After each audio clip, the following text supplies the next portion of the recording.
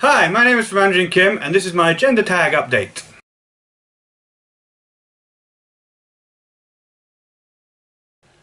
The very wonderful Ashley Wilde, seriously, check out her channel if you haven't done so already, has done a 1-year update of her gender tag video, as it has now been 1 year since she started the project. So I thought I'd also update and answer those questions again, as some things have shifted a little.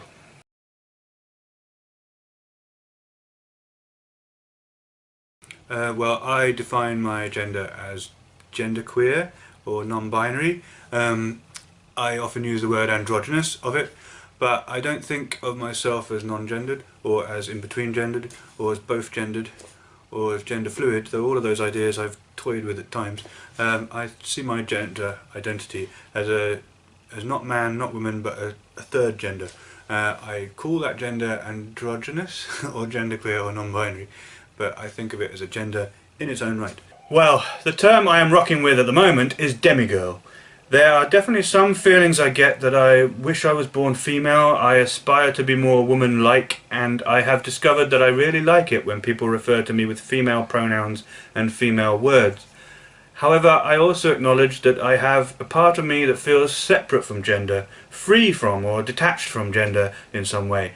And I recognise that I always felt that gender was only an external matter for me when I was younger, and that my mind cannot really be defined by gender. I still like that idea and it still resonates with me, so I am sort of partly non-binary and partly a trans woman. So the term demigirl seems to describe that quite well.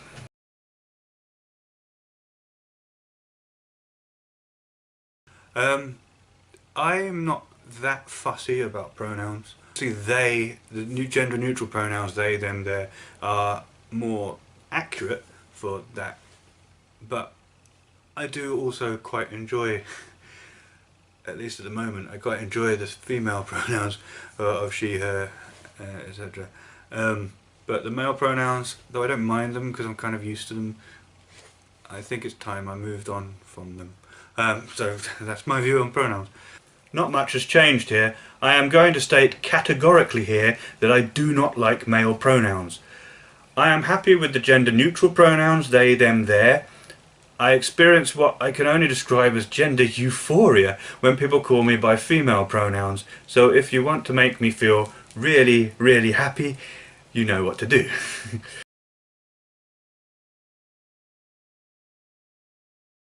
It can vary. Sometimes I go very male, sometimes I can go very female, although I never really wear dresses or skirts or anything. And I never wear bras either, I don't have breasts, why would I? It tends towards androgyny. I mean, I don't always wear makeup, I don't always wear bangles and necklaces, but I'd like to. I'm discovering more and more that I love wearing women's clothes. I have started wearing dresses now and I like it. I still dress in male mode at work, though I do sometimes wear nail varnish at work now. Limited options of clothing or certain situations, like at work or being timid about walking down the street in a dress, may mean that I usually dress androgynous or male.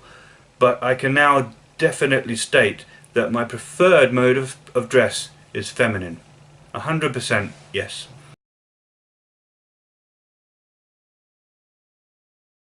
My body hair, I hate it. I sometimes, out of laziness, end up growing stubble on my face, and but it makes me miserable. I noticed a change in my mood completely, and so I like to clean shave my facially. The same is true of body hair. If I let my leg hair grow, I mean, every 2 weeks I use Veet hair removal on my legs, on my arms. The arms aren't so much of an issue, but if I let the leg hair grow beyond that, it will depress me. Once a week, every week, I shave off my belly and chest hair. Again, and underarm hair for that matter. Again, if I didn't, I would see that in the mirror when I got out the shower or whatever, and it would depress me. This is a real thing where the body hair depresses me. It changes my mood, so I have to do something about it. I, however, leave all nether regions as they are. Not much has changed here either. I still have long hair, still get rid of my body hair regularly except for my groin area where I leave it untouched, but I no longer use Veet, but instead use an electric razor marketed to women. and use that to get rid of all my body hair. I have started to feel very self-conscious about my facial hair. Even when I've just shaved, I don't like that I can still see the signs of facial hair. I'm probably going to start using foundation more regularly to cover that and ease my dysphoria a bit.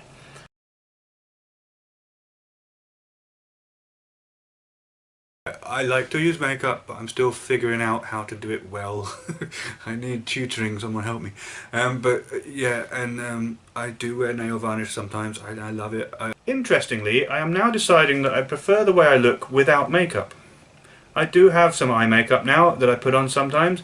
I also wear lipstick sometimes, but most of the time I am happiest just putting on foundation and leaving my face natural otherwise.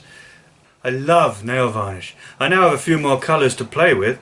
Not just black or purple, but also silver and some pinks, and this more pastel shade of purple, which I love at the moment. I go through a regular routine of wearing nail varnish for a couple of days, then removing it and giving my nails a rest for a day or two before applying some more nail varnish. And I don't care anymore whether I wear nail varnish at work or not. I like how feminine it helps me feel when I paint my nails. I like that bit of prettiness or queerness to my appearance. I love shiny, colourful things. And yeah, fuck it. I don't care what people think about that anymore.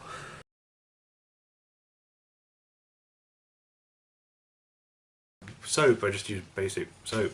Deodorant, I don't use perfume as such, but deodorant, I nowadays use women's deodorant, not men's deodorant, because it smells nicer. This is the exact same. I use soap and I use women's deodorant.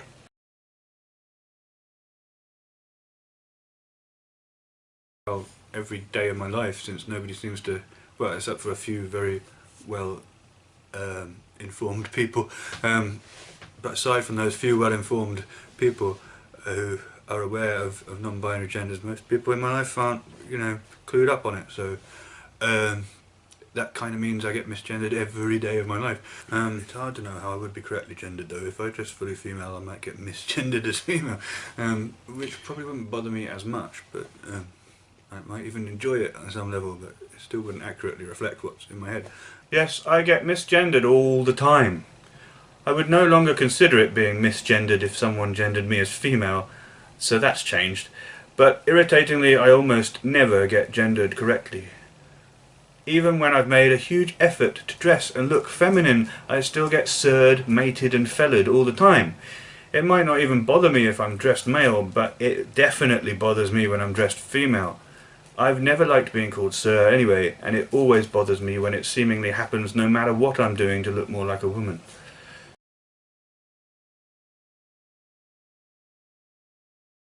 Yes, I've already talked about the effect on my mood of my body and facial hair, which I've only recently started to accept is gender dysphoria and physical gender dysphoria. I experience social dysphoria an awful lot, mostly with regard to sexual relationships. And you say that and people are like, what the hell are you on about? But seriously, the amount of expectations put on you in a relationship to play a certain role, in the whole thing, and not just the relationships, but the whole dating, getting to know someone, sex, everything, it's just, and I'm not a man. Stop expecting me to be a man. Yeah, I experienced that dysphoria a lot. I still find what I described as social dysphoria upsetting. But I think that being out about being trans or non-binary is helping some of those feelings to ease a bit. I have noticed that I had more physical dysphoria than I realised. I don't like the shape of my body. I wish I had a more female shape. And my self-consciousness about my chest, that I've had all my life, I don't like going topless. I'm starting to realise I would feel happier if I had small boobs. Interestingly, I don't want big boobs, just small ones, but I believe that would be more acceptable to me than a flat male chest. Also, no one talks about the, for want of a better word, positive side of gender dysphoria. I find myself fantasizing sometimes about having female genitalia. I believe I would like to have female genitals. On the other hand though, my male genitals don't bother me either. So there is something more like gender indifference going on in that area. Actually, I would quite like the magical ability to change my genitals at will, but obviously that's not actually achievable. So, back to the real world.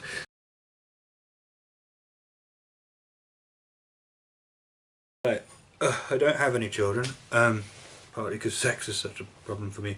I've reached a point, I mean, I've been so consumed with all my emotional issues as well that I've long since, I've for a long time been of the opinion that I would not be responsible enough to bring up a child.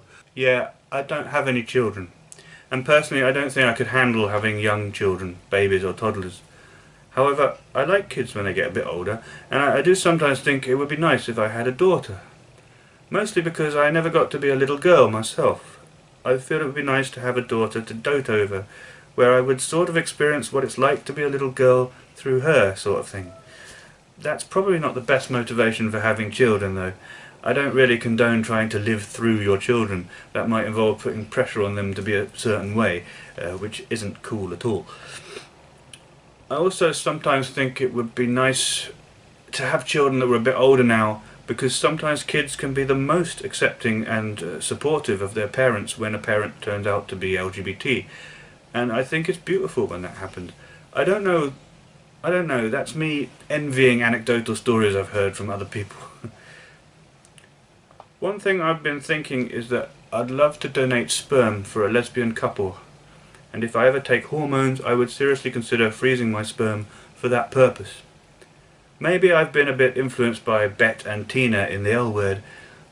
I love Bet Porter, by the way. She's my ideal woman. Anyway, the thought occurred to me that what better kind of sperm for a lesbian couple to use than sperm that comes from a trans woman? And I like the idea of different sections of the LGBT community helping each other out in that way.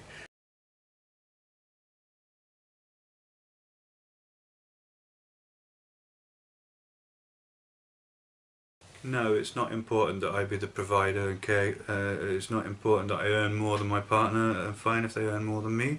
And I do not prefer to pay for things like dates. I prefer, I think, to go Dutch, where you go half and half.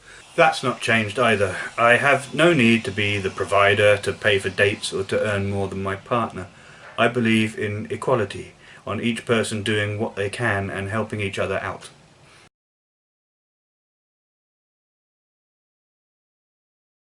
I think I've shared a lot on this and other videos. I'm gradually settling down and feeling a bit more comfortable and secure in my gender identity and expression, and that's really good. There are a lot of haters on YouTube in particular, and yes, they wind me up and upset me sometimes, but fuck them. I'm doing what I need to do to feel comfortable and happy. So who cares what they think? So that's it. My gender tag update. Thanks for watching.